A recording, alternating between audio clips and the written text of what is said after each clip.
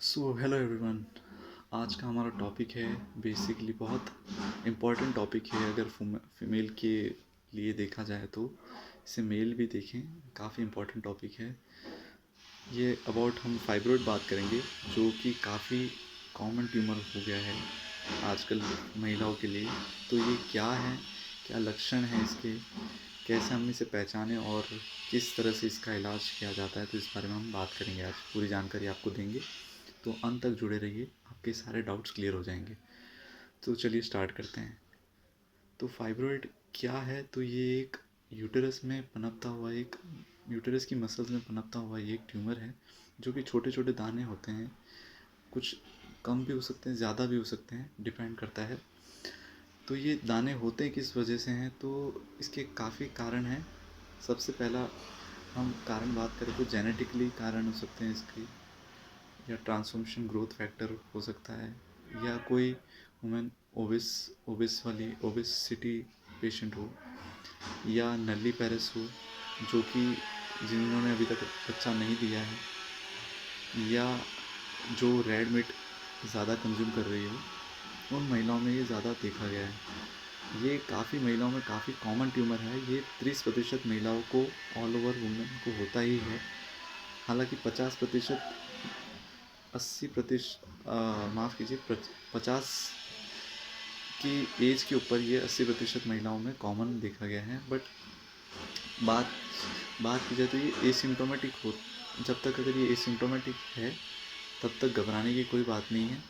हाँ, जब सिम्टम्स पनपने लग जाए तब ध्यान में रखने की काफ़ी ख़ास बात रह जाती है। तो ये क्यों होता है, इसके बारे में तो हमने बात कर ली। अब बात करेंगे कि ये कितने प्रकार के होते हैं। तो ये 3 प्रकार के हैं, और सबसे कॉमन है इंट्राम्यूरल, जो कि बीच की लाइन में, बीच की परत में होता है। तो ये बेसिकली आसान भाषा में बात की जाए तो जो कि यूटेरस है वो फॉरेन बॉडी ऐसे रिएक्ट करता है इस ट्यूमर के लिए, और ये ट्यूमर को अंदर की तरफ या बाहर की तरफ खींचता है। तो अगर बाहर की तरफ खींच रहा है तो ये सब सीरस एक प्रकार बन जाता है, और अंदर की तरफ अगर खींच रहा है तो ये सब म्यूकस बन जाता है। तो हमें किस सब सीरस बाहर की तरफ होता है, इसलिए ये फर्टिलिटी प्रिजर्व रखता है, यानी कि फर्टिलिटी में कोई प्रॉब्लम नहीं आती है। हाँ, हालांकि इंट्राम्यूरल और सब म्यूकस में ये काफ़ी हद तक प्रभावित करता है प्रेगनेंसी को, तो इस प्रभाव में ध्यान रखिए। प्रेगनेंसी में काफ़ी क्वेश्चंस ये हैं कि प्रेगनेंसी में अगर ये ट्यूमर हो तो हमें किस प्रकार से इसका इलाज करना चाहिए। तो प्रेगनेंसी में कभी भी सर्जिकली रिमूव नहीं करते हैं। इसका मुख्य वजह है कि अगर सर्जिकली रिमूव करेंगे तो ब्लीडिंग के कारण से हमें पेशेंट को खोना तक पड़ जा सकता है। तो प्रेगनेंसी में हम सिर्फ एनेसिड्स यानी कि पेन किलर देके इसे आराम देते हैं, और काफ़ी महिलाओं को, मोस्टली महिलाओं को आराम मिल भी जाता है।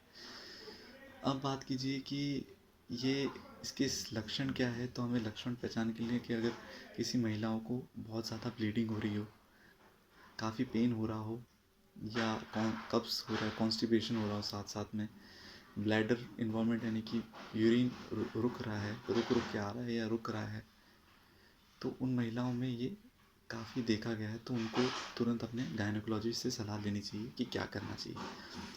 अब बात की जाए कि ये कब तक हमें ये इसकी ट्रीटमेंट की आवश्यकता नहीं रहती। तो लेस देन 5 सेंटीमीटर या 4 सेंटीमीटर के अगर लेस है तो इसमें कोई ट्रीटमेंट की आवश्यकता नहीं है। 5 सेंटीमीटर के ऊपर होगा तो आवश्यकता की रिक्वायरमेंट है।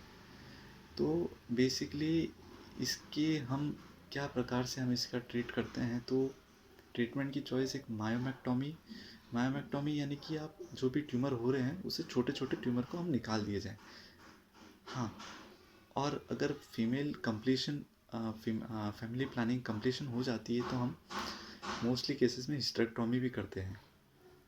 तो यही देखा गया, अगर फैमिली प्लानिंग नहीं है तो मायोमेक्टोमी बहुत कॉमन ऑपरेशन है। तो ये हम इस प्रकार से हमें इसे रिमूव करते हैं।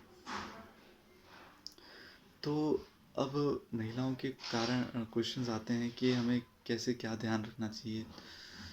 तो ध्यान में रखने वाली बात है कि हमें ये ट्यूमर कॉमन जैसे जल्द से जल्द हमें अपनी फैमिली प्लानिंग की बात की जाए तो फैमिली प्लानिंग जल्द से जल्द करनी चाहिए ताकि लेटर एज में हमें इसे निकालते वक्त कोई दिक्कत ना आए। दूसरी बात की जाए तो हम इसे इसके कंजर्वेटिव ट्रीटमेंट की बात की जाए तो अगर जिन केसेस में ट्रीटमेंट की जो कंजर्वेटिवली हो रही है तो उस प्रकार में ये दो प्रकार के ड्रग आते हैं, यूलिप्रिस्टाल एसीटेट और दूसरा ड्रग है जीएनआरएच एगोनिस्ट। ये ड्रग 3 से 6 महीने तक के बीच में देते हैं। 3 से 6 महीने में रिक्वायरमेंट हम इसे लगाते हैं। तो यूलिप्रिस्टाल मेनली ट्यूमर की साइज़ श्रिंक कर देता है, बट ये पूरा ट्यूमर तो इनका कंप्लीट ट्यूमर रिमूव नहीं करता है। तो ये इस प्रकार से हम इसे कहीं हद तक रोक सकते हैं। तो यूलिप्रिस्टाल हम कैसे देते हैं, तो ये हम 3 महीने के बाद 15 दिन का गैप देके देते हैं। कारण इसका ये है कि एस्ट्रोजन लेवल काफ़ी हद तक बढ़ जाता है, तो ये एक कारण माना गया है। दूसरा है जीएनआरएच एगोनिस्ट, जो महीने में एक बार इसका इंजेक्शन देते हैं, 3 महीने इसको लेते हैं। हाँ, और काफ़ी कारण ये भी आते हैं कि हमें काफ़ी केसेस में ये भी देखा गया है कि जब मेनोपॉज पूरा आ जाता है उस एज के कुछ टाइम बाद ये ट्यूमर श्रिंक अपने आप हो जाता है। तो इसका कारण है बेसिकली यही है कि कॉजेज़ का एस्ट्रोजन इफ़ेक्ट है। तो एस्ट्रोजन मेनोपॉज के बाद एस्ट्रोजन अपने आप फॉल डाउन होने लग जाता है, तो ट्यूमर की साइज़ श्रिंक होने लग जाती है अपने आप। तो बेसिकली जब तक आप खतरे में हैं और आपका साइज़ अगर 5 सेंटीमीटर से ज़्यादा है तो आपको बेसिकली गायनेकोलॉजिस्ट की सलाह से आपको ट्रीट करना ज़रूरी है। तो यही थी कुछ इम्पोर्टेंट बातें फाइब्रोइड के बारे में। अगर आपको इससे रिलेटेड कोई भी डाउट हो या कोई भी और क्वेश्चंस हो तो आप कमेंट में लिखिए, मैं जल्द से जल्द आपकी क्वेरी को सॉल्व करूँगा। Thank you very much.